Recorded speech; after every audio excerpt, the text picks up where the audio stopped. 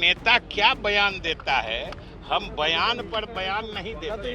मुख्यमंत्री जी के बारे में बात हुई तो हम बता दिए। के बारे में भी कह दिया है कि सुशील मोदी जी को खास तौर से, चूंकि बीजेपी में कोई नहीं पूछता है। ऐसी कोई खबर नहीं है। नीतीश कुमार से मुलाकात करके ललन सिंह के मसले पर वो भी निकले हैं विजय चौधरी इस वक्त, और मुख्यमंत्री आवास पे इस वक्त हलचल बढ़ी हुई है क्योंकि जेडीयू की बैठक जो है वो सबसे पहले राष्ट्रीय पदाधिकारियों की बैठक जो है वो 28 दिसंबर की शाम को होनी है और उसके बाद 29 दिसंबर को राष्ट्रीय कार्यकारिणी और फिर राष्ट्रीय परिषद की बैठक होनी है। हम लोगों के राष्ट्रीय अध्यक्ष के इस्तीफे की जो कल अफवाह उड़ाई गई थी, हमने कल भी कहा था और आज भी कह रहे हैं कि ऐसी कोई बात ही नहीं है।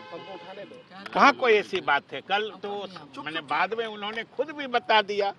अब फिर भी आप लोग क्यों इस मुद्दे को इतना तरजीह दे रहे हैं, हम नहीं समझ में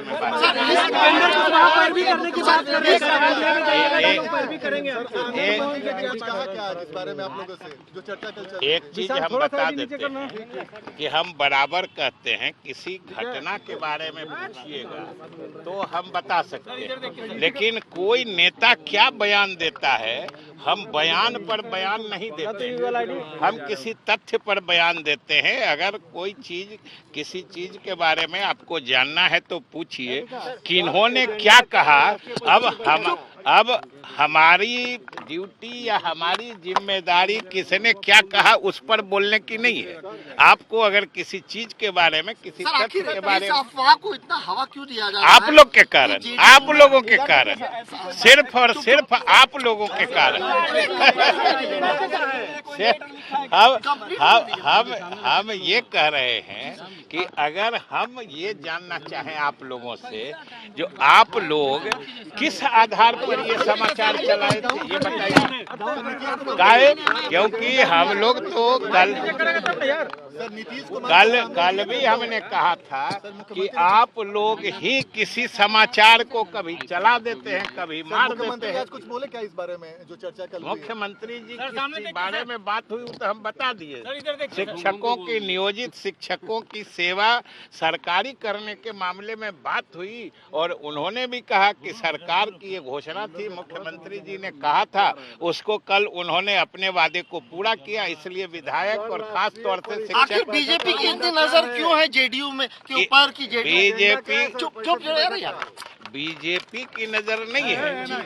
हमने इसके बारे में भी कह दिया है कि सुशील मोदी जी को खास तौर से, चूंकि बीजेपी में कोई नहीं पूछता है, बीजेपी के किसी बैठक में उनको नहीं बुलाया जाता है, इसलिए वो इधर उधर भटकते रहते हैं उनके विचार, और कोई बात नहीं। महागठबंधन इंटैक्ट है, जिस तरीके से कंफ्यूजन आ रहा है आम लोगों में कि सरकार गिर रही है मकर संक्रांति के बाद, तो क्या ये माना जाए कि महागठबंधन जो है आरजेडी जेडीयू और कांग्रेस इंटैक्ट है? कहीं ऐसी कोई अभी तो हम लोगों के समझ से, अभी हम लोगों के समझ से कोई कंफ्यूजन ही नहीं है।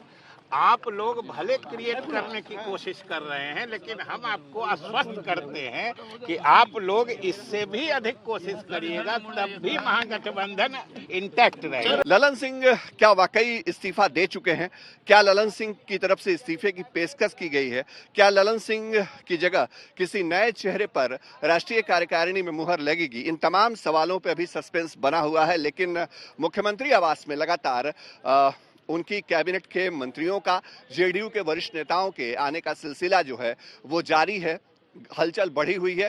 थोड़ी देर पहले मंत्री विजेंद्र यादव भी आए थे, उनके साथ कुछ एक विधायक भी थे, कुछ विधान पार्षद भी गए और अब मंत्री विजय चौधरी यहां से मुलाकात करके निकले हैं और उन्होंने कहा है कि महागठबंधन के अंदर उनको फिलहाल कोई संकट नहीं दिखता है और बीजेपी के नेताओं की तरफ से जो बयान दिए जा रहे हैं कि ललन सिंह को हटाया जाएगा, उन बयानों को उन्होंने बीजेपी की अंदरूनी राजनीति से जोड़ करके देखा है।